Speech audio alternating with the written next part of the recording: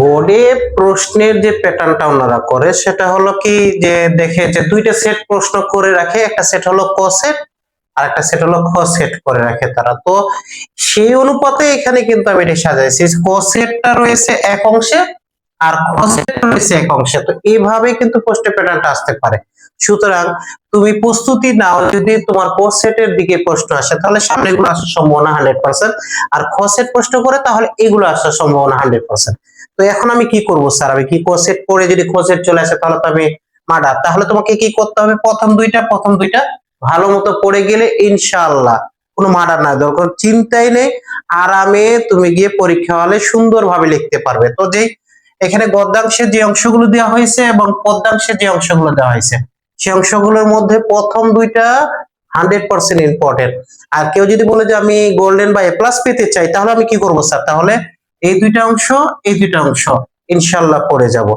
আর সবচেয়ে বড় বিষয় হলো যে আমরা সমস্ত অংশ তো পড়বই, কেন এমসিকিউ যদি ভালো রেজাল্ট করতে চাই তাহলে সমস্ত অংশগুলো পড়তে হবে, প্রতিটারই পাঠ পরিচিতি এবং লেখক পরিচিতি এবং শব্দার্থগুলো ভালো করে পড়ে নিতে হবে। তাহলে কিন্তু এমসিকিউতে 30-এ 30 পেতে কোনো বাধা থাকছে না।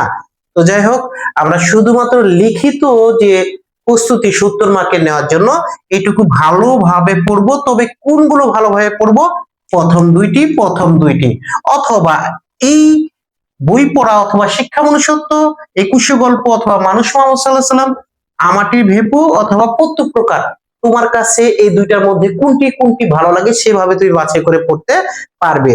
তো যাই হোক, এরপরে আমি সহপাঠের কথা বলি, এটা 100% তোমাদের কম হয়। যাই হোক, এই সহপাঠ থেকে আমরা এখন কি কি পড়বো, তো সহপাঠটা তো অনেক বড়। তো এখান থেকে আমাদের মূল যে জিনিসটা পড়তে হবে যেন আমরা এখান থেকে 20-এ 20 পাইতে পারি, সে চিন্তায় আমাদের কি কি করতে হবে, এই যে চরিত্রগুলো একটু ভালো করে পড়ে নিতে হবে। মিরালির চরিত্রটা একটু পড়ে নিব। তারপরে দুইটা গ্রামের কথা বলা হয়েছে এখানে, নীলগঞ্জ এবং কৈবর্তপাড়া। আমরা নীলগঞ্জটা আসার সম্ভাবনা সবচেয়ে বেশি, এটা পড়ে রাখবো। তারপরে অনুফা, জয়নাল মিয়া, রফিক, আজিজ মাস্টার, ইমাম সাহেব, রফিক চরিত্রটা আসার সম্ভাবনা সবচেয়ে বেশি।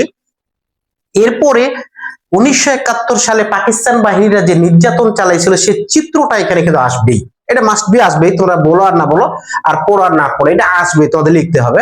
আর এই চরিত্রের সাথে মেজর এজাজের চরিত্রটাকে মিল করে দিয়ে অত্যাচারের যে 1971-এর একটা ঐতিহাসিক কাহিনী এখানে ফুটে উঠেছে সেটা তোমাদের বর্ণনা করতে হবে।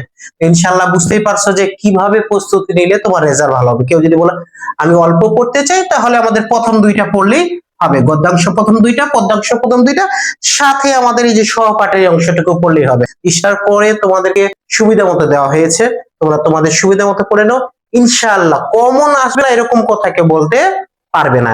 যে কোনো বোর্ড, বাংলাদেশের যে কোনো বোর্ডে এই যে সাজেশনটা দিলাম ফলো করতেই হবে, 100% কথা বলে দিলাম, মিলিয়েও তোমরা সবাই। ধন্যবাদ সবাইকে।